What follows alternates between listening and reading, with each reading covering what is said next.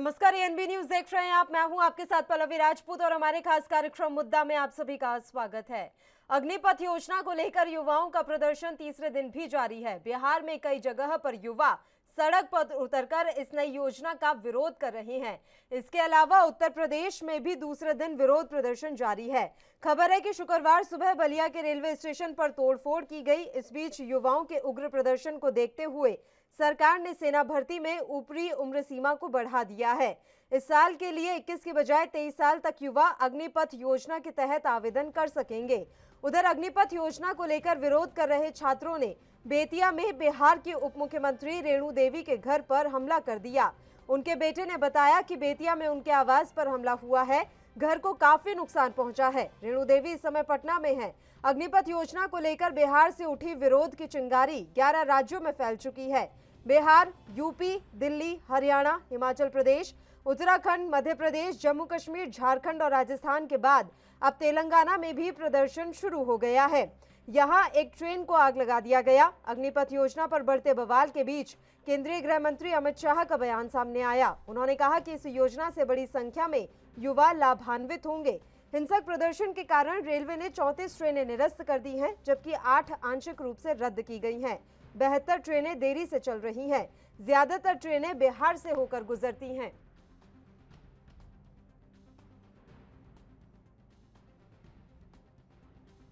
अग्निपथ के हंगामे पर मैं इतना ही कहूंगा कि लोगों ने जैसे कृषि कानून को कंफ्यूज करके किसानों को लाभ से वंचित करने की कोशिश की, अग्निपथ वो है जिसे नौजवानों को बेहतर रोजगार की व्यवस्था की गई है। अब हम आर्मी में 4 में से 1 को कह रहे हैं कि लेंगे, और ये 3-4 साल में रेडी टू जॉब रहेंगे। 12 लाख से 20 लाख उनको पड़ेगा। गृह मंत्रालय के सारे पैरामिलिट्री राज्यों के दरवाजे, फिर आने वाले समय में फिर उनकी नियुक्ति, यानी एक तरह से स्किल्ड फॉर जॉब हो, रेडी टू जॉब होगा। ये रेडी टू जॉब को, और मैं राज्य सरकारों से आग्रह करूंगा कि जिनके राज्यों में चाहे बिहार हो चाहे दंगे हुए हैं, चिन्हित किया जाए कि उसमें गैर विद्यार्थी कितने लोग हैं। ये राजनीतिक दलों के लोगों ने विद्यार्थियों को ढाल बना करके राष्ट्रीय संपत्ति का जलाने का काम किया। ये विपक्ष जो है प्रोटेस्ट कराता है, और कोई भी योजना है लागू करने के पहले ही कुछ लोग विरोध करना शुरू कर देते हैं। अग्निपथ योजना में 4 साल के लिए भर्ती है, और भर्ती होने के बाद जो है वो व्यक्ति जो भर्ती होगा वो रिटायर्ड फौजी माना जाएगा, और एक मतलब एक योद्धा रिटायर्ड माना जाएगा जो पूरी तरीके से मेंटली फिजिकली फिट होगा।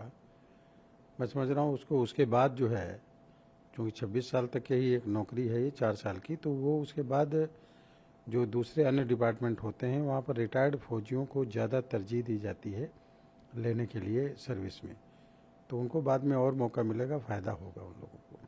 नहीं, देखिए, अग्निपथ जो स्कीम केंद्र सरकार ने लाई है, इसमें नौजवानों का खासा आक्रोश देखा जा रहा है। सेना भर्ती प्रक्रिया में जो आमूलचूल परिवर्तन करके ये अग्निपथ स्कीम ला करके जो 4 वर्षों के लिए अग्निवीर नौजवानों को बनाएंगे, अब जिस उम्र में वो 4 वर्ष उन्हें सेना के लिए भर्ती करेंगे, नियुक्ति करेंगे, वो उम्र होता है पढ़ने लिखने का, और आप 4 वर्षों में ही योद्धा तैयार करेंगे युद्ध के लिए, ये कैसे संभव है? इसके लिए तो देश की सरहद की रक्षा करने के लिए नौजवान मर मिटने के लिए तैयार रहते हैं। उनमें ये जज्बा, ये जोश, ये क्षमता, ये ऊर्जा बनने में 5-6 साल लग जाते हैं। अब जितने भी खास करके बिहार जैसे प्रदेशों के गरीब घरों के बच्चे, झोपड़ी में रहने वालों के बच्चे सीमा पर, सरहद पर सेना में भर्ती होते हैं, जाते हैं। अब पिछले 2 वर्षों से सेना में भर्ती प्रक्रिया बंद थी। पार्लियामेंट में केंद्र सरकार के माननीय मंत्री जी ने कहा था कि पद खाली हैं, अविलंब परीक्षा होंगे इसके लिए, लेकिन जो विद्यार्थी, जो नौजवान तैयारी कर रहे थे, उनको निराशा हाथ लगी। देखिए, जो दृश्य सामने आ रहे हैं उससे यह चीज़ तो लग ही रही है कि अग्निपथ की जो योजना है केंद्र सरकार की, उसको लेकर युवाओं, नौजवानों और छात्रों में खासकर आक्रोश और डर का माहौल है उनके रोजगार के अवसर को लेकर के। तो केंद्र की सरकार को निश्चित रूप से अविलंब इस पर पुनर्विचार करना चाहिए, क्योंकि यह मामला देश की रक्षा और सुरक्षा से भी जुड़ा हुआ है। लेकिन दूसरी तरफ विरोध करने का लोकतांत्रिक तरीका होना चाहिए। जब इस तरह के दृश्य सामने आते हैं और कानून को अपने हाथ में कोई लेगा तो यह उचित नहीं है। अग्निपथ योजना भारतीय सशस्त्र बलों की भर्ती पर विरोध के पीछे क्या है? देखिए, ये योजना लाई गई है सरकार की तरफ से, लेकिन योजना में 4 वर्षों में जो पारितोषिक देने की बात कही गई है या जो ट्रेनिंग देने की बात कही गई है, कहीं ना कहीं नौजवानों और युवाओं में इस बात का डर व्याप्त है उनके रोजगार के अवसर को लेकर के कि 4 वर्षों के बाद क्या होगा, या और भी बहुत सारे इसके पहलू हैं जो कि विचारणीय हैं। तो इसको लेकर लोगों के मन में एक भय, एक कन्फ्यूजन व्याप्त है। केंद्र की सरकार को पुनर्विचार करके इस पूरे मामले को देखना चाहिए। चलिए, इस मसले पर हम चर्चा की शुरुआत कर लेते हैं। 3 मेहमान इस समय हमारे साथ जुड़े हुए हैं। मेहमानों से आपका पहले परिचय करवा देते हैं। प्रदीप भटनागर जी हमारे साथ जुड़े हुए हैं, भारतीय जनता पार्टी के प्रवक्ता हैं। वरुण पुरोहित जी हमारे साथ जुड़ गए हैं, कांग्रेस पार्टी के प्रवक्ता। और रक्षा विशेषज्ञ के तौर पर अनिल गौड़ जी इस समय हमारे साथ चर्चा में शामिल हैं। तीनों ही मेहमानों का स्वागत है एनबी न्यूज पर। अनिल जी, शुरुआत आप ही के साथ कर लेते हैं। सर, सीधे सीधे मैं आपसे जानना चाहती हूं कि अग्निपथ योजना पर जो ये बवाल हो रहा है, इस बवाल को आप किस तरीके से देख रहे हैं? क्या युवाओं का ये आक्रोश जायज है? पल्लवी जी, ऐसा है, ये युवा अगर आक्रोश दिखा रहे हैं तो उसके पीछे कुछ न कुछ तथ्य है और सच भी है, सत्य भी है। आप मेरे को ये चीज बताइए कि कौन सी गवर्नमेंट सर्विस के अंदर ये होता है कि आप 4 साल की नौकरी उसको दें और उसके बाद उसको बाहर निकाल दें और उसके बाद में उनमें से 25% को आप वापस लेंगे और उसको कहेंगे कि जनाब ये 25% जो आए हैं जी, इनकी भी जो सर्विस जो उन्होंने 4 साल की वो काउंट नहीं करेंगे हम उनकी पेंशन वगैरह के लिए या उनके बाकी बेनिफिट्स के लिए। नंबर 1। नंबर 2, ये जो 4 साल का ये इन्होंने सबसे पहले जो ये स्कीम सारी, मैं कहूँगा पूरी अग्निपथ की स्कीम जो निकाली है, ये इस लिए निकाली इन्होंने कि जी जनाब ऐसा है कि हमारा जो खर्चा है फौज का वो पे जो एंड सैलरीज एंड पेंशन में बहुत ज्यादा खर्च हो जाता है। हमारा बजट वो तकरीबन कोई 22% के करीब है, तो उसको हमने कम करना है। बेसिक रीजन ये था। ये बाकी बातें जो आज कह रहे हैं कि जी युवा होगा, ये होगा, वो होगा, ये सारी बात की बातें हैं, पर बेसिक जो है वो ये है। अब उसके लिए उन्होंने क्या सोचा, उन्होंने कहा जी हम ये करते हैं कि जो ये लड़के करेंगे इनको हम बाहर निकाल देंगे, उसके बाद में हमारा जो बहुत पैसा बच जाएगा। अब मैं आपको आज ही मैं इसका तथ्य देना चाहता हूं। देखिए, 40,000 रिक्रूट होंगे, 10,000 रिटेन होंगे 4 साल के बाद, ठीक है जी, 30,000 बाहर निकल गए। अब टोटल खर्चा जो अगर ये 30,000 जो है इनसे क्या बचेगा, जो खर्चा इनके ऊपर होना था वो था 5,710 करोड़ होगा जी। और टोटल जो है अगर ये यही जो है 40 के 40 रहते तो 9,440 करोड़ होता, तो बचा कितना? सिर्फ 3,730 करोड़। तो मेरे को ये चीज बताइए, जो देश के अंदर आप 3,730 करोड़ फौज में से बचाने के लिए आपने इन लड़कों की सूली चढ़ा दी। मेरे को ये समझ नहीं आता ये किसने बैठ के ये स्कीमें बनाई हैं। दूसरी बात, आप देखिए, जो लड़का आज भर्ती होगा, पहली बात तो जो सिपाही है हमारा, उसको जब आप पे मैट्रिक्स के अंदर देखते हैं तो वो पीएन के खाते में आता है, वो एलडीसी लोअर डिविजनल क्लर्क के खाते में भी नहीं आता। तो जब वो बाहर निकलेगा तो उसको नौकरी कौन सी मिलेगी?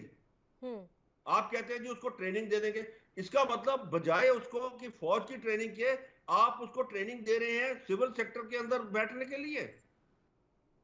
फिर आप कहते हैं कि जी कॉरपोरेट सेक्टर इनको ले लेगा, ये ट्रेंड होंगे।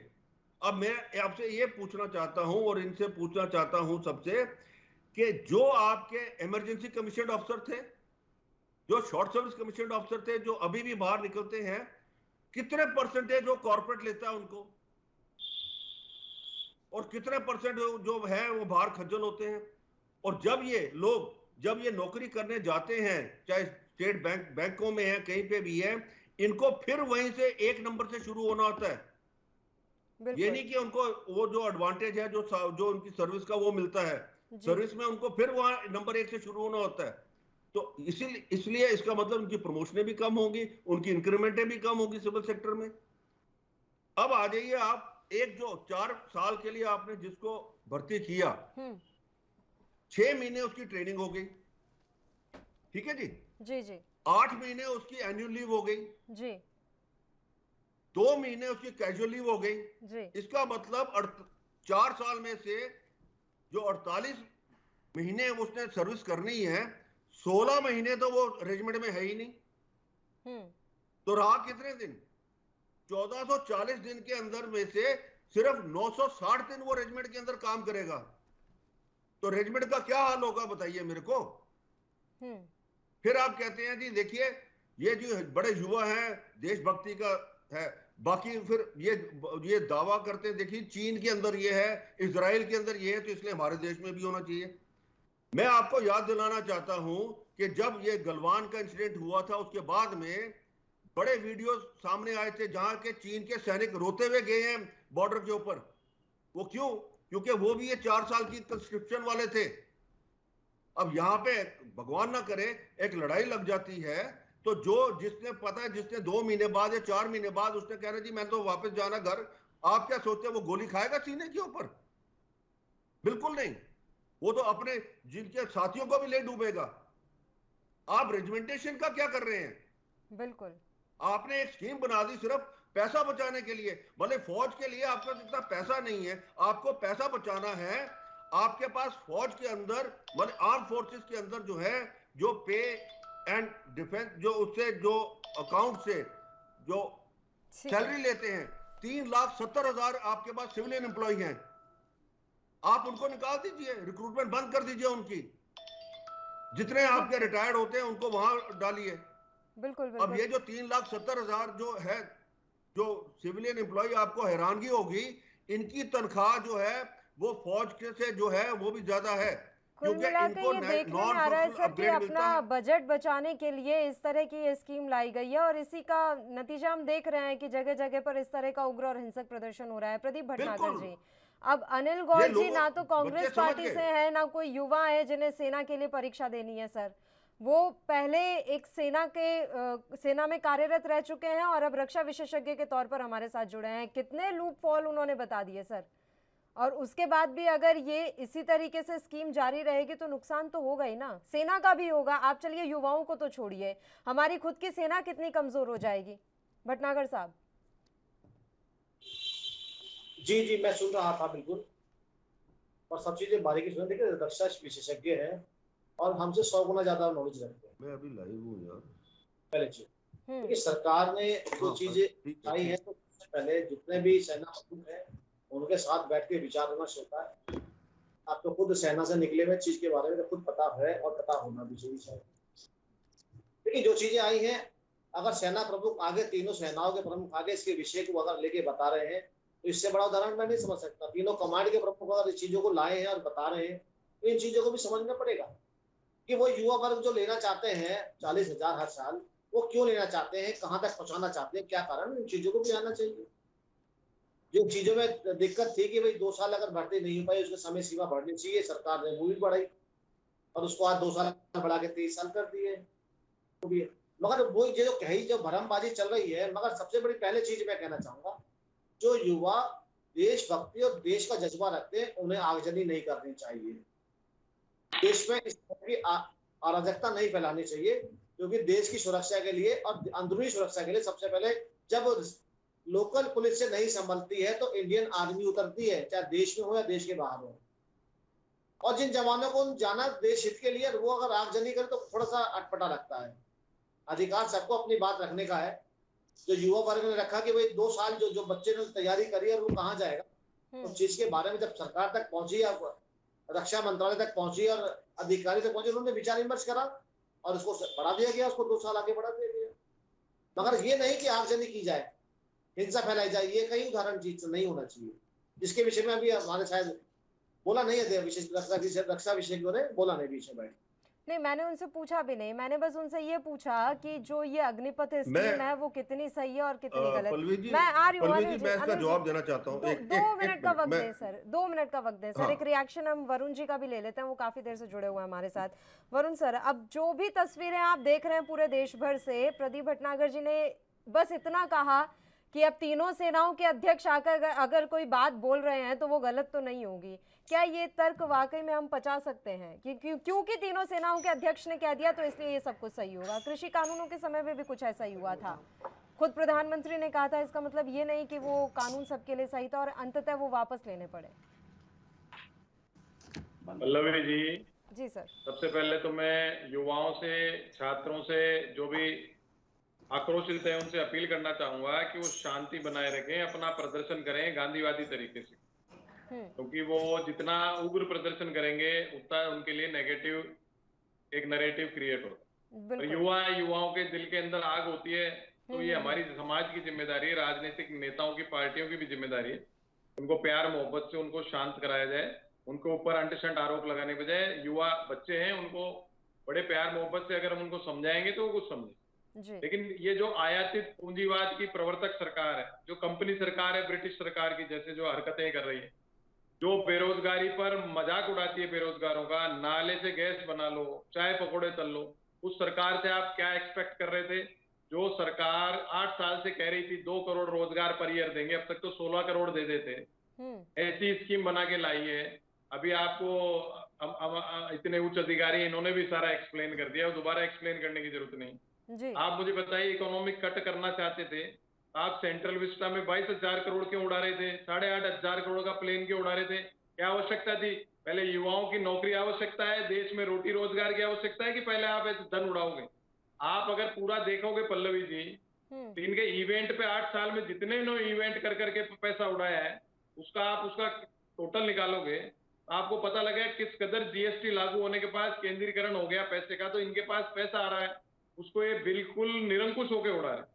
युवाओं के लिए नौकरी है, इकोनॉमिक कट, आप बताइए 4 साल कोई नौकरी होती है, अभी जनरल साहब ने समझाया, 1 साल 1.5 साल तो उनका वैसे ही चला जाएगा, 2-3 साल बाद अब ये कह रहे हैं कि रिटायर हो जाएगा, फौजी रिटायर हो जाएगा। अभी मंत्री जी का मैं सुन रहा था, तो रेडी टू वर्क तैयार हो जाएगा। अरे भाई, रेडी टू वर्क मिलिट्री के खर्चे पे करोगे क्या? और वो रिटायर, आपको रिटायर शब्द 21 साल के बच्चे को ही कर दोगे क्या? आप 55 साल 60 साल तक क्यों नहीं दे सकते? इसका मतलब आप टोटल फेलियर हो, बच्चों की मजाक उड़ा रहे हो, बच्चों को सड़कों पे ला रहे हो। ये इनका फेलियर है, इकोनॉमिक फेलियर तो है ही है।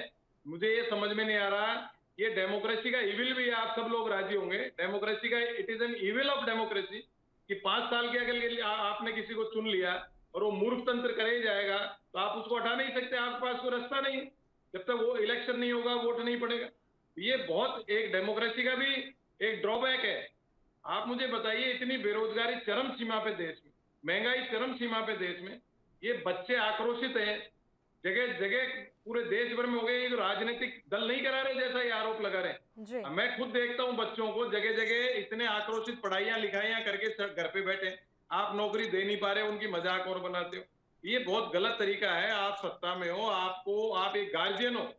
अगर देश में 20 करोड़ 30 करोड़ युवा अगर बेरोजगार हैं, तो यू आर गार्जियन, आपको माता पिता की जैसे उनको हैंडल करना चाहिए। आप उन पे आरोप लगा रहे हो। अब छोटे बच्चे, उनको क्या समझ आएगी? उनको लगा भाई हमारे साथ छलावा हुआ है, पाखंड किया है केंद्र सरकार ने, वो सड़क पे आ गए। अब ये राज्य सरकार से कांग्रेस बीजेपी की बात नहीं कर रहा, जो भी सरकार है, हम लोग हैं, समाज के लोग हैं, हमारी जिम्मेदारी है कि उनको शांत रखा जाए। लेकिन केंद्र सरकार को सोचना चाहिए था, ऐसी स्कीम ला दी कि भाई जुमलेबाजी करने से थोड़ी आप युवाओं को, आज के युवा जो इंटरनेट से, मोबाइल से, टेक्नोलॉजी से परिपूर्ण हो चुके हैं, उनको आप उल्लू थोड़ी बना सकते हो। 8 साल से बना रहे हो। अब आप किसी के बच्चे को, पल्लवी जी अपने घर के बच्चे हैं जिनको रोजगार नहीं है, आप उसको कह सकते हो भाई कोई बात नहीं, तू चाय पकौड़ी तल ले, नाले से गैस बना ले? ये इस प्रकार का ये दर्शा रहा है कि ये इनकी जो साइकोलॉजी है वो भारत के लोगों की साइकोलॉजी को समझ नहीं पा रहे हैं। एक जैसे बॉक्स होता है ना, लिमिटेड बॉक्स, वैसी इनकी साइकोलॉजी हो रखी है। ये इनको समझना होगा। देश को पूरा आगजनी में आप खुद झोंक रहे हो, बच्चों को आरोपित कर रहे हो, राजनीतिक दलों को आरोपित कर रहे हो।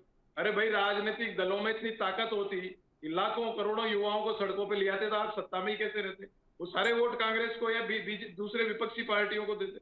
बिल्कुल। ये जो छलावा, पाखंड, धोखेबाजी युवाओं से बंद करो। और मेरी आपसे गुजारिश है, आपने 2 साल बढ़ाए ना, जैसे आप वापस मीटिंग कराइए, कैबिनेट मीटिंग कराइए, पार्लियामेंट का सत्र बुलाइए इमरजेंसी, और बच्चों को एक साथ जितने बैकलॉग में नौकरियां हैं वो दीजिए। सेना को प्राइवेट करने का, ठेके पे देने का प्रयास मत करिए। सेना प्राइवेटाइजेशन के लिए नहीं है। आप पूंजीपतियों के हाथ में खेल रहे हो, ठीक आ रहे हो है, प्रदीप आपको खेलना है क्योंकि आप सत्ता में बैठे हो आप, लेकिन सेना को थोड़ी प्राइवेट कर दोगे। अच्छा, एक बात और मैं बता रहा हूँ, ये विदेशी एग्जाम्पल देने लग गए। अरे भाई, विश्व गुरु बना रहे थे देश को, विदेशी संस्कृति, विदेशी सोच, उसका गुलाम बनाना चाहते हो।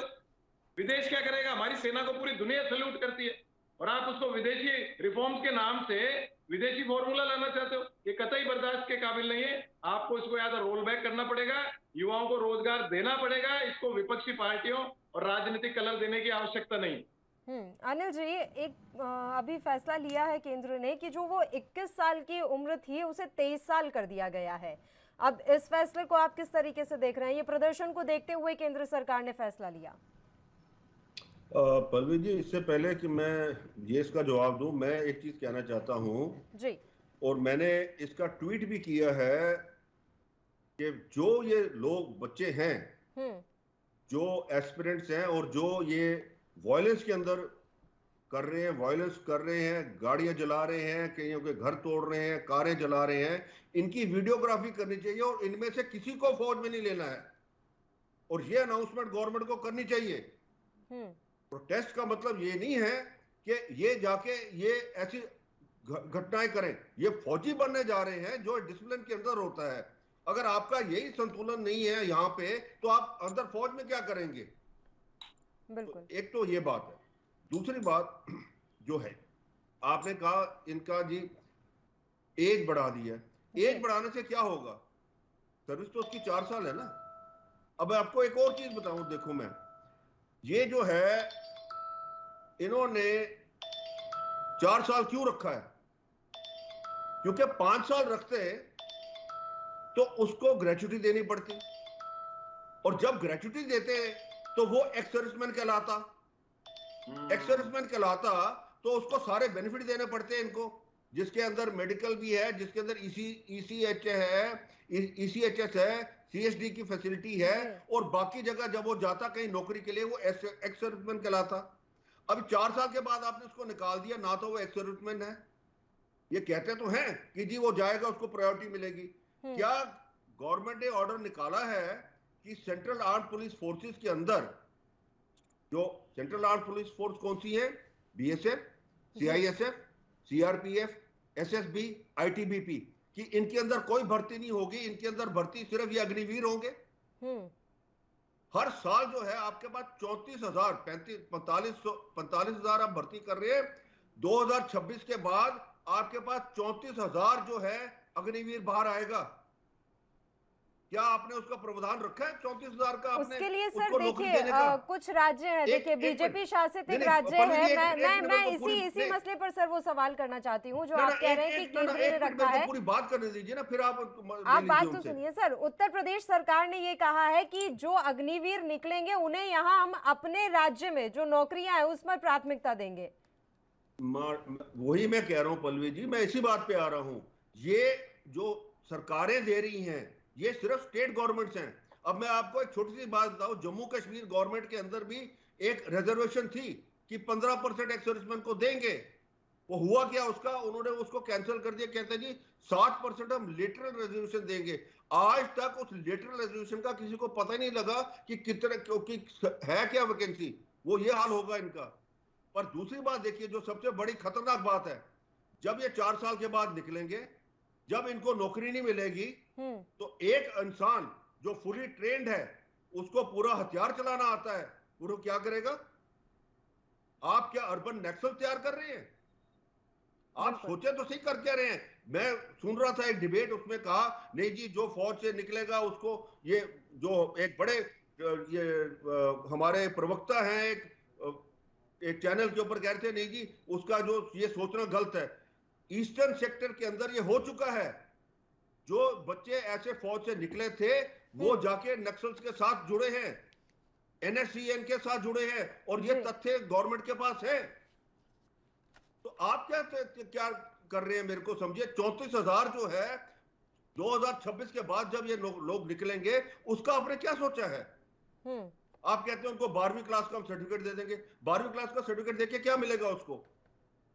सिर्फ यही मिलेगा कि वो ट्रेंड है, उसको एक PN की नौकरी मिलेगी या उसको मिलेगा प्राइवेट सिक्योरिटी एजेंसीज के अंदर। वो एक दरबान बन के गेट के आगे खड़ा हो जाएगा, खोलता रहेगा दरवाजे और सलूट मारता रहेगा। आप ये चाहते हैं हमारे देश के युवक से?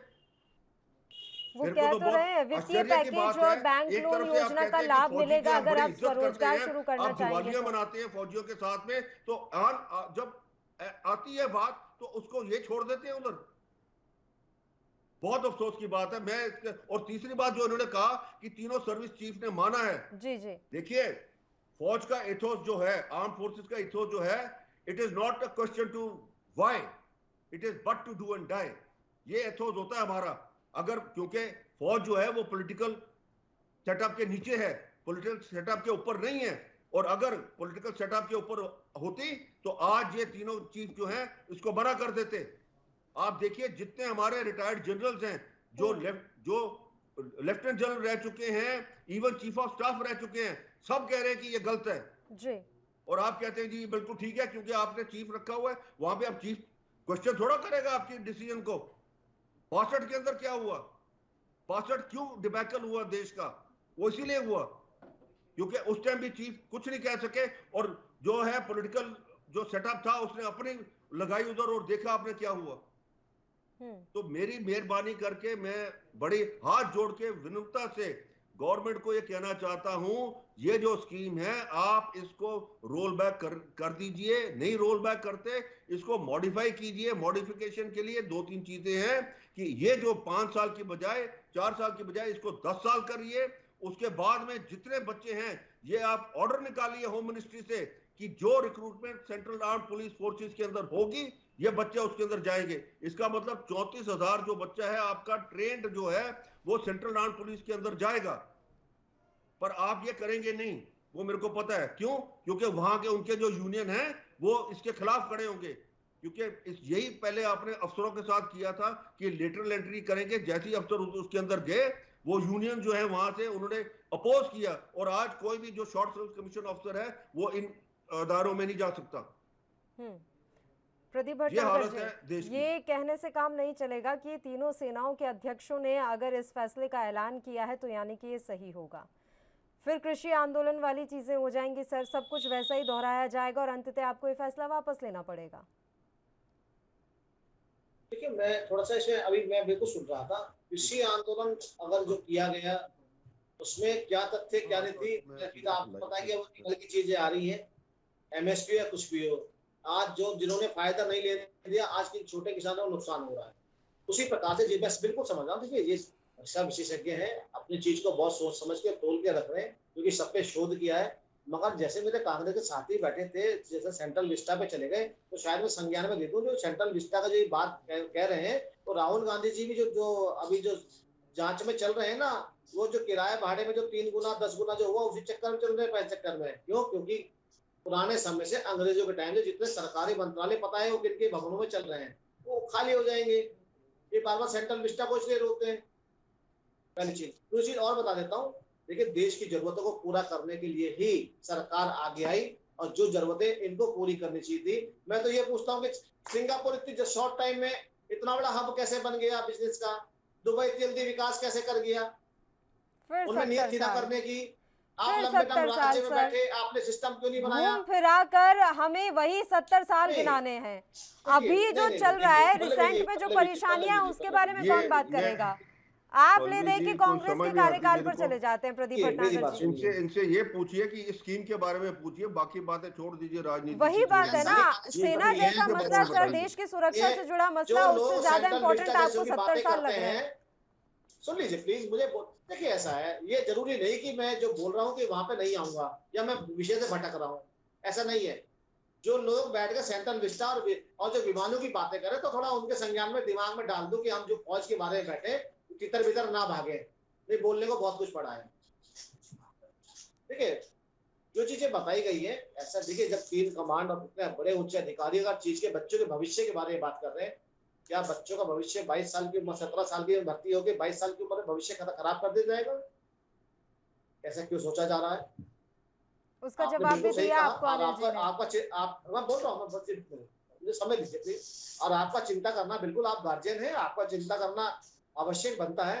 जो सरकार में गार्जियन बन के बैठे हैं, जो तीनों सेना के प्रमुख बैठे हैं, तीनों कमांडो के प्रमुख जब बैठे हैं, चारों कमांडो के, जो उन चीजों को सोचा है ना, उन चीजों को बनाया गया है। ऐसा क्यों सोचा जा रहा है वो सिक्योरिटी गार्ड की नौकरी ही करेंगे? ऐसा क्यों सोचा जा रहा है कि उनका भविष्य से खिलवाड़ हो रहा है? ये नहीं है बिल्कुल भी।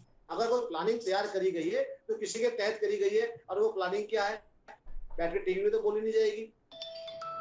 आपने कहा नक्सल अर्बन नक्सल बन जाएंगे, ऐसा नहीं है। जब देश का फौजी, जब देश के जब अब माटी से निकल के बाहर आएगा तो वो अर्बन नक्सल बनेगा। ऐसा क्यों सोचते हैं हम लोग? हमें उन्हें मुख्य धारा में लाना है। हमारी जो रिजर्व फोर्स है, हमारी जो प्रदेशों की पुलिस है, वहां बहुत सख्त जरूरत है उनकी। और अगर ट्रेन फौजी आएगा, ट्रेन बिल्कुल डिसिप्लिन में आएगा, तो जो साथ में जिस थाने में होगा या जिस रिजर्व फोर्स में होगा, वो उसे भी डिसिप्लिन बनाएगा। उस तक उसके लिए कोई आदेश जारी किया है क्या सर?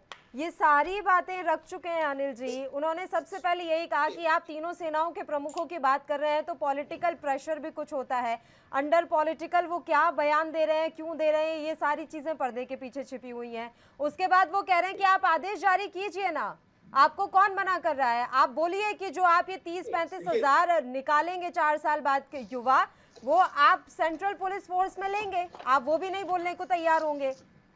ये तो राज्य सरकारें कर रही है ना, और उसका भी एग्जाम्पल जम्मू कश्मीर के तौर पर अनिल गौड़ जी रख चुके हैं कि किस तरह की बात कही गई थी और हकीकत में उस योजना का क्या हुआ। जो बात तीनों सेनाओं के प्रमुखों में ये बात आके कही गई है, और उन्होंने खुद आके बोली जिम्मेदारी से, ये नहीं उनके प्यारों ने बोल दी हो, ये बात उन्होंने खुद जिम्मेदारी से आके बैठी है। ठीक है, मैं क्या आप अपने घर के बच्चे को किसी ऐसी जगह भेजेंगे जहां सिर्फ 3 साल की नौकरी होगी और आपको पता है कि 3 साल के बाद आप बेरोजगार होने हो, या आप खुद जाएंगे सर ऐसी किसी जगह पर? ये बताएं। अफसर सुनते हैं, अगर प्राइवेट ये जो दुकानें चल रही है, प्राइवेट नौकरी भी होती है, इनका भी उम्मीद नहीं होती है कौन सी कंपनी का फ्लॉप क्या दे रहे हैं आप पेंशन दे रहे हैं उनको? चलिए आप ये कह रहे हैं प्राइवेट नौकरी छोड़िए, आप मुझे ये बताइए 3 साल बाद, मैं 3 साल ही काउंट करूंगी क्योंकि बचा हुआ 1 साल तो आपका ट्रेनिंग और छुट्टियों में निकल रहा है, उन 3 साल के बाद सरकार की तरफ से क्या सुविधा मिल रही है उनको, बताएं। 3 साल के बाद तीनों सेना प्रमुखों ने खुद श्योरिटी दी है, जो बच्चे अपने योग्यता के होंगे उन्हें भारतीय फौज में रखा जाएगा, और जो बच्चे हैं उनको तीनों जो और रिजर्व फोर्स जितनी फोर्सेज हैं यहाँ पे हमारे तो पहले ही मत लीजिए ना सर, उनको रखा जाएगा। जब योग्यता के आधार पर ही हो रहा है तो वो 3 साल भी मत रखिए उन्हें। ये तो बिल्कुल ही कौन सी बात हुई कि योग्यता के आधार पर हम रख लेंगे, वो तो आपने पहले ही प्रावधान रख दिया 25% का। इसमें आप तीनों सेनाओं के प्रमुख से ही बैठ के आप विचार कर सकते हैं, सेना के प्रमुखों की। अब ये तो आप बिल्कुल प्रदीप भटनागर जी रटा रटाया जवाब दे रहे हैं। वरुण पुरोहित जी, रटा रटाया नहीं है, तीनों सेना प्रमुख, अब मैं जाकर क्या, आप क्या चाहते हो कि अब हम जाकर सीधे तीनों सेनाओं के प्रमुख से बात करें कि नहीं आप ये फैसला वापस लो? आपका अधिकार है पूछने का। वरुण पुरोहित, अगर मैं आपको संतुष्ट नहीं कर पा रहा तो आपको अधिकार है पूछने का, जिन्होंने जारी करा ये सब चीजें। उन्होंने जारी नहीं कराई सर, केंद्र सरकार का फैसला है, ये बात आप भी जानते हैं। आप बातों को इतना मत तोड़ मरोड़ कर पेश कीजिए। तीनों सेनाओं के प्रमुख इतने भी उन्हें फ्री हैंड नहीं दिया कि वो अपने हिसाब से कोई भी योजना लागू कर लेंगे। वरुण पुरोहित जी, देखिए पल्लवी जी, ये बार बार कह रहे हैं ऐसा क्यों सोचा जा रहा है, ऐसा क्यों सोचा जा रहा है। मैंने पहले ही कह दिया, इसलिए सोचा जा रहा है कि 2-2 करोड़ रोजगार आप पर ईयर दे रहे थे, अब 10 लाख पे आ गए। वो भी क्या स्कीम बनाई है आपने, सारा देश देख रहा है। गौड़ साहब ने बहुत बढ़िया ढंग से एक्सप्लेन कर दिया है, सारे युवा देश के समझ चुके हो। इनको ऐसी क्या हवस है देश बेचने की, मेरे ये समझ में नहीं आ रहा। रेल बेच दो, LIC बेच दो, सब कुछ बेच दो, सेना के पीछे पड़ गए। अब ये देखिए, मैं प्रदीप जी के लिए नहीं करा, इनके लिए तो मजबूरी है, क्या करेंगे। भारतीय जनता पार्टी का तो अलग सिस्टम है। मुझे ये बताइए, बार बार तीनों सेना प्रमुखों को बीच में क्यों ला रहे भाई? कोर्ट साहब बता चुके वो आपकी केंद्र सरकार के अधीन है। तो नहीं अरे है भाई कि फिर बीच में बोले लगे ये है, ये करंट लगाना, आपके लगाना करंट, लग गया ना करंट, लग गया ना करंट, लग गया करंट। आपकी जिम्मेदारी है कि राजनाथ सिंह जी की जिम्मेदारी है? तीनों बार बार तीनों प्रमुखों को बदनाम कर रहे हो टीवी पे बैठ करके, तीनों प्रमुखों को बदनाम कर रहे हो, सरकार चला रहे हो, तमाशा कर रहे हो देश के अंदर। सरकार चलाना नहीं आता आपको, सरकार चलाना नहीं आता, बार बार तीनों प्रमुख बदनाम कर रहे हो आपकी जीत को, इनको रक्षा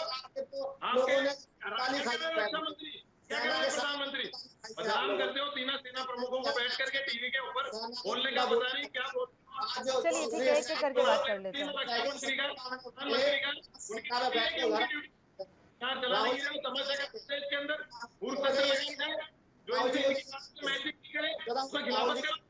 प्रदीप भटनागर जी, वरुण जी, एक एक करके बात करते हैं सर, दोनों से रिक्वेस्ट है, एक एक करके बात करेंगे। भटनागर जी आप अपनी बारी में बोल लीजिएगा सर। सुनिए रोजगार की बात ये छोटा सा राजस्थान प्रदेश के 25 लाख बच्चे नौकरी के लिए बैठे, उनके क्या बोलेंगे? साइकोलॉजी नहीं है, आप जवाब देना जानते नहीं है, आप सीधा जवाब देना जानते नहीं है, आप सीधा जवाब देना जानते नहीं है, आप सीधा जवाब देना जानते नहीं है। राजस्थान में, राजस्थान प्रदेश कार्यालय के बाहर जो बेरोजगार युवा बैठा है उसके बारे में बता दीजिए। अरे सर, अभी सेना भर्ती के बारे में बात हो रही है ना, उसी पर रह लेते हैं। ऐसे तो पूरे देश में बेरोजगारों की लाइन है सर, नहीं मैं बता तो रहा हूँ, पूरे देश में बेरोजगारों की लाइन। अगर हम बेरोजगारी पर चर्चा करने बैठ गए सर तो आप जवाब नहीं दे पाएंगे भटनागर जी, अब रुक जाइए, एक एक करके बात करेंगे, नहीं तो मुझे आवाज डाउन करानी पड़ेगी।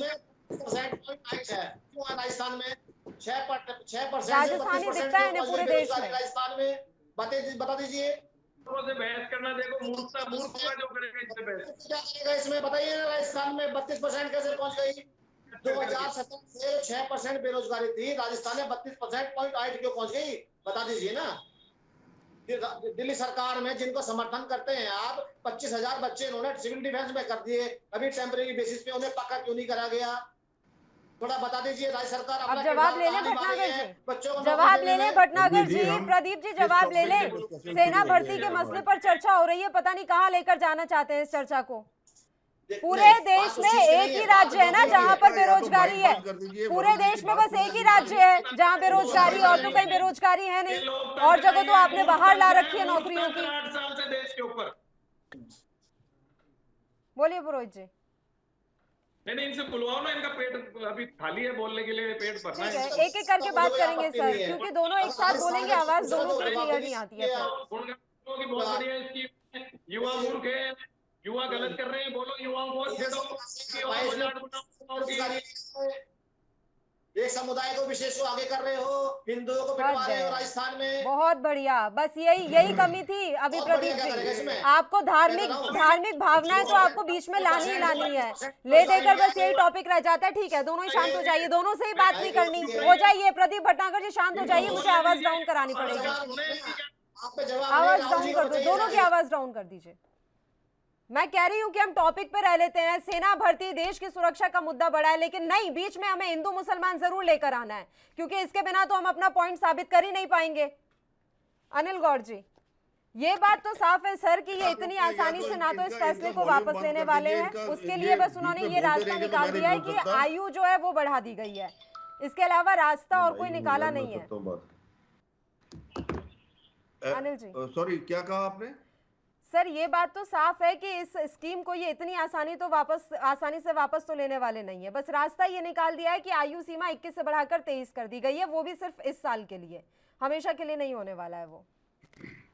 पल्लवी जी, इसका एक जो मैं सोचता हूँ हल हो सकता है वो ये है कि ये स्कीम जो है आपने 4 साल की दी है, आप 4 साल की जगह, जैसे मैं कह रहा था, आप 10 साल की कीजिए, ताकि जो बच्चा आपका 17 साल से 21 में आएगा तो वो 27 से लेकर 31 साल तक रहेगा सर्विस में, और उसके बाद में उसका सेंट्रल आर्म पुलिस फोर्सेस के अंदर 100% उसकी जो है लेटरल एंट्री होगी, क्योंकि आप कहते हैं एक तरफ से कि हमने पेंशन और जो सैलरी बिल है फौज का कम करना है, हमने उसको युवा रखना है। तो जो आपके सेंट्रल आर्म पुलिस फोर्सेस की है उनकी जो है उम्र जो है 60 साल की रिटायरमेंट की है। फौज के अंदर जो हमारा जवान आता है वो बेचारा 37-38 साल के अंदर अगर उसकी प्रमोशन नहीं होती रिटायर हो जाता है। तो वैसे भी जो स्टेट्स के अंदर है उसके अंदर जो उन्होंने जो इनटेक रखा हुआ है वो 32 साल उसका अपर एज लिमिट रखा हुआ है। तो ये जो बच्चे हैं 10 साल आप करेंगे ये बड़े आराम से उसके अंदर जा सकते हैं, पर प्रोवाइडेड कि नोटिफिकेशन निकले होम मिनिस्ट्री से, गवर्नमेंट ऑफ इंडिया से कि ये जितने अग्निवीर हैं ये सारे के सारे उसके अंदर अब्जॉर्ब होंगे। दूसरी बात, जो 25% जो है, जो आपने हर साल का जो 25% आपने रिटेन करना है, उनकी जो 4 साल की सर्विस है वो भी काउंट होनी चाहिए उनकी पेंशनेबल के लिए। जिस हिसाब से आप उनको वंचित कर रहे हैं ये बिल्कुल सरासर उनके साथ नाइंसाफी और अन्याय है। आप किसी भी प्राइवेट सेक्टर के गवर्नमेंट सेक्टर के अंदर आप एक इंसान को एक दिन भी रखते हैं तो उसकी लायबिलिटी बन जाती है उस सेक्टर की। आप उसको निकाल के तो देखिए, हड़ताल हो जाएगी, स्ट्राइक हो जाएगी। सबसे बड़ी बात है आपको वोट नहीं देंगे वो, और तभी आप वो करते नहीं है। फौज आपका वोट बैंक है नहीं। जो एक्सपेरिमेंटेशन है आप फौज के ऊपर कुछ शुरू करना चाहते हैं, ये तो बहुत ही मैं कहूंगा एक भद्दा मजाक है फौज के साथ कि आप एक तरफ से कहते हैं जी अभी तक अगर गिनना शुरू करूं अभी तक 7th पे कमीशन की अनॉमलीज जो है वो भी अभी तक नहीं पूरी हुई। दूसरी बात, इनको जो गवर्नमेंट सेक्टर के अंदर नॉन फंक्शनल अपग्रेड दे दिया आपने कि भाई ये जितने हैं वो नॉन फंक्शनल अपग्रेड है क्या? कि जनाब ये मेरा कोर्समेट मैं दोनों, हम 2 लोग हैं इकट्ठे, एक बैचमेट हैं, हम दोनों भर्ती हो गए एक डिपार्टमेंट में। अब मैं निकम्मा हूं थोड़ा, मेरी जो ACR खराब है तो मेरी प्रमोशन नहीं होती, मेरे बैचमेट की प्रमोशन हो गई। जब 2 साल होंगे तो मेरे को भी ऑटोमेटिकली उसकी जितनी तनख्वाह मिलेगी। ये क्या मजाक है बताइए मेरे को? फौज के अंदर जो अगर एक सिलेक्शन ग्रेड अफसर नहीं बनता, लेफ्टिनेंट कर्नल से कर्नल नहीं बनता, तो वो बेचारा तो उसको मिलता नहीं है, उसको वही कर्नल की तनख्वाह मिलती है, उसको ब्रिगेडियर जनरल की तनख्वाह तो मिलती सर नहीं पहले है। आप पानी पी लीजिए, उसके बाद हम बात कर लेंगे। आप पहले पानी पीजिए, तब तक मैं वरुण जी का रुख कर लेती हूँ। पुरोहित साहब, रेजिमेंटल बॉन्डिंग प्रभावित होगी ये बात कही जा रही है, लेकिन लगातार चाहे वो बीजेपी के प्रवक्ता हो वो यही कह रहे हैं कि ऐसा कुछ नहीं होगा।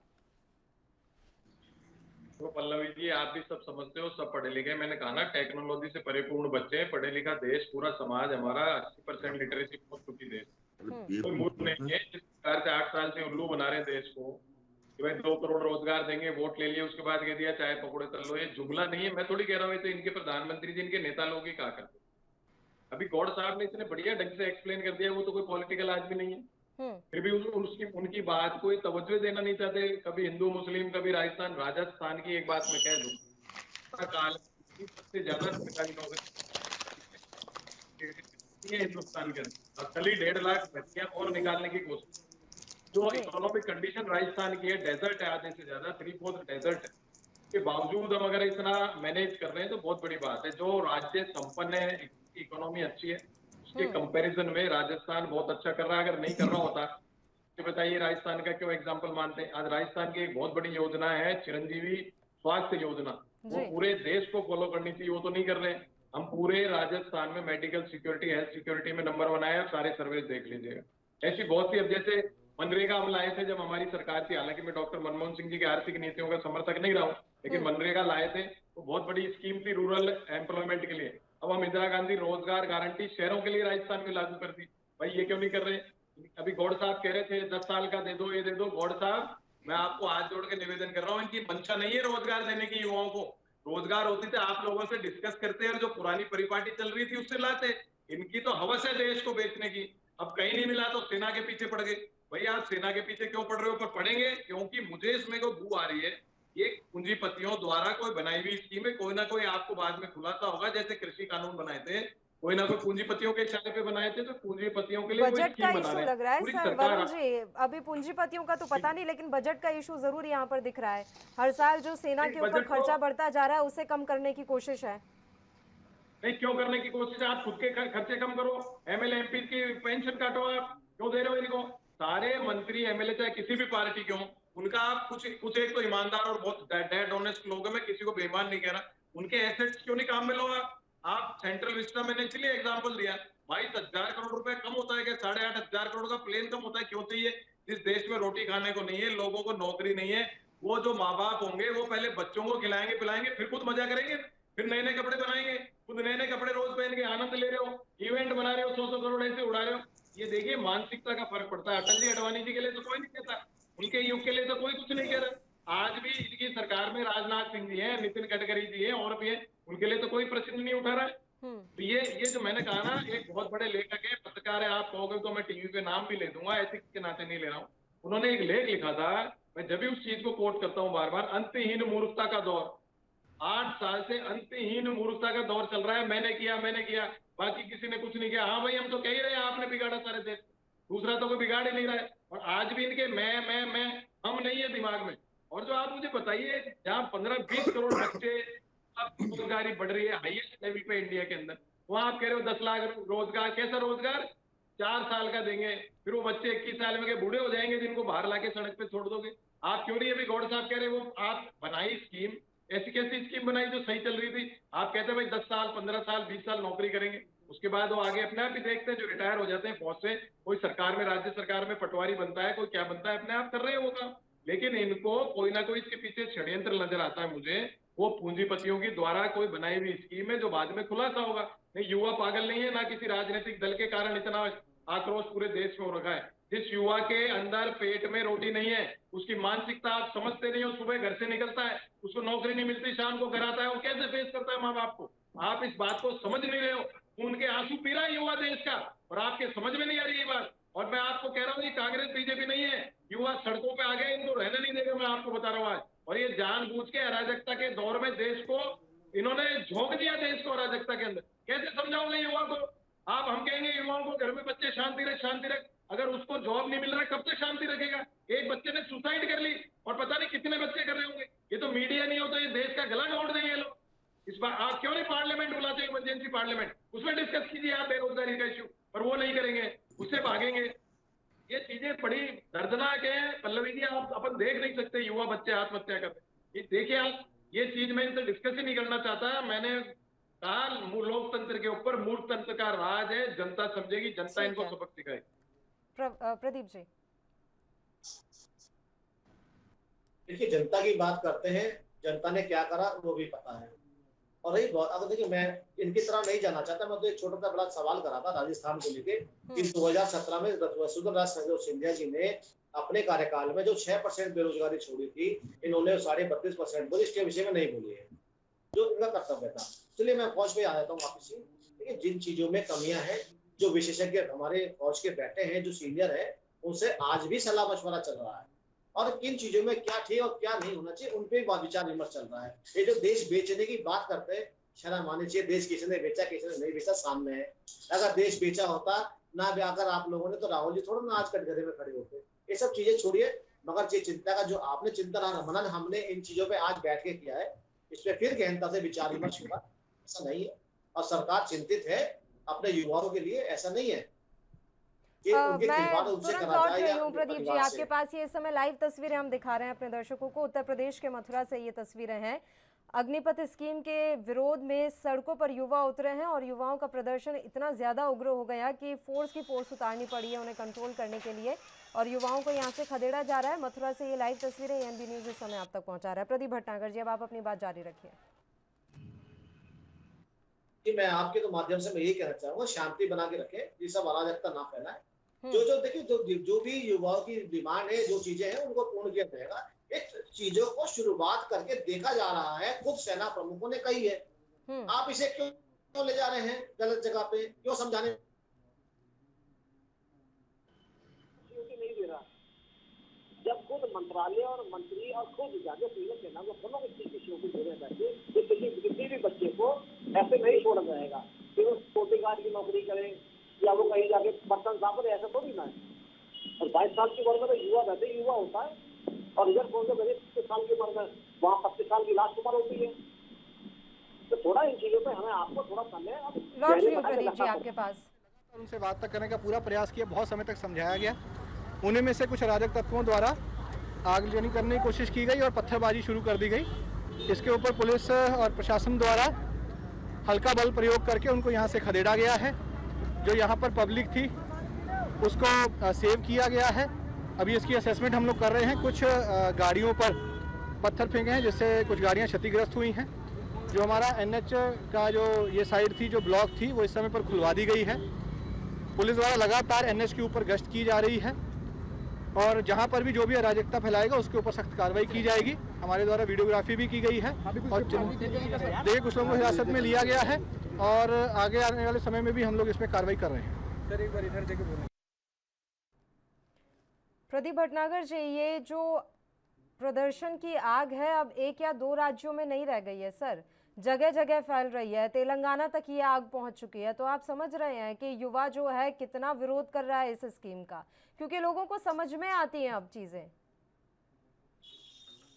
इसमें नहीं, मैं कोई दोहराई नहीं है, सब चीजें समझ में बिल्कुल आती है और जो समझ में चीजें आती है उसको बाद में समझाना भी चाहिए ये कहाँ गलती और कहाँ सही है।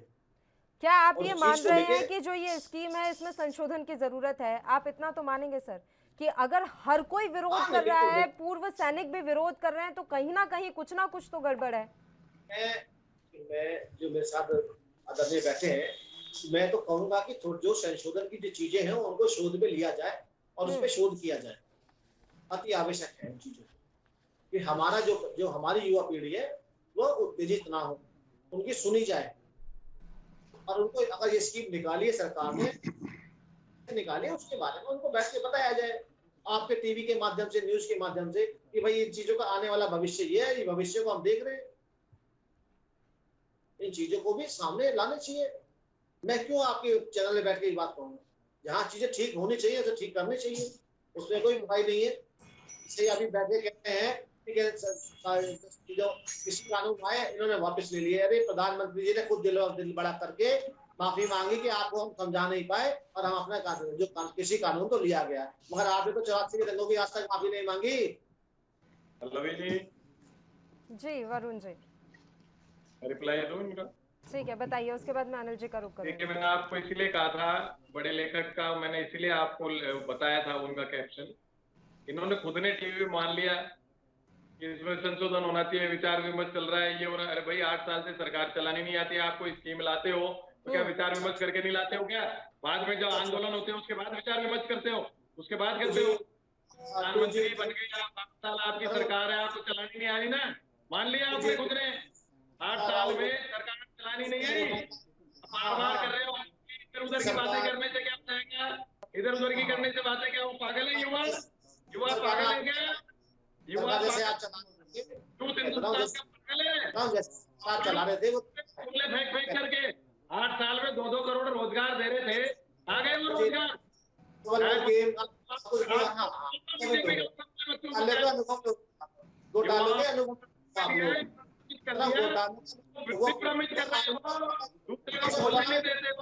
आपके संस्कार है बीजेपी के, सरकार चलाने नहीं। चलिए ठीक है, एक एक करके बात करते हैं, एक एक करके बात करते हैं सर, समय कम होता जा रहा है, एक एक करके बात करते हैं। अनिल जी ठीक है, प्रदीप जी, वरुण जी, एक एक करके बात कर लेते हैं, एक एक करके बात करते हैं।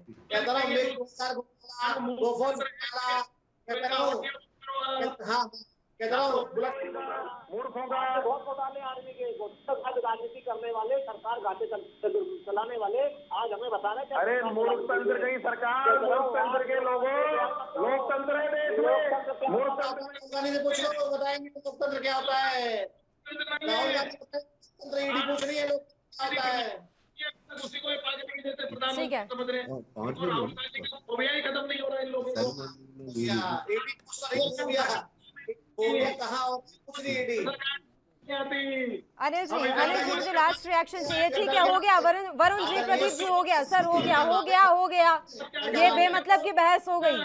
अनिल गौड़ जी, एक तर्क ये दिया जा रहा है कि अल्पकालिक भर्ती प्रक्रिया जो है वो अधिकांश देशों में लागू है। जब अधिकांश देशों में लागू है तो हमारे यहाँ ये प्रक्रिया क्यों विफल साबित होगी? ऐसा है जी, ये कितने देशों में है? एक इजराइल में है, जी। चीन में है, हम्म। और बाकी देश मेरे को पता नहीं किस में है।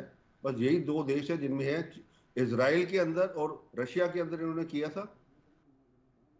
इजराइल के अंदर जो पॉलिसी है वो ये है कि हर नागरिक, इसमें ये नहीं है कि सिलेक्टेड नागरिक, हर नागरिक को, चाहे वो औरत है चाहे वो आदमी है, उसको 2 साल जो है फौज के अंदर नौकरी करनी है।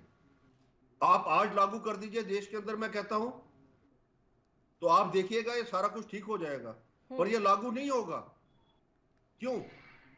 क्योंकि हमारे जितने मेंबर पार्लियामेंट हैं, जितने मंत्री हैं, जितने संतरी हैं, उनका कोई भी घर का जो है बच्चा फौज के अंदर नहीं है, आर्म फोर्सेस के अंदर नहीं है। उनको पता नहीं है कि कैसे चलती है फौज। आज सिर्फ पार्लियामेंट के अंदर एक राजीव चंद्रशेखर जी हैं जिनके पिताजी एयरफोर्स अफसर थे। तो ये बात है।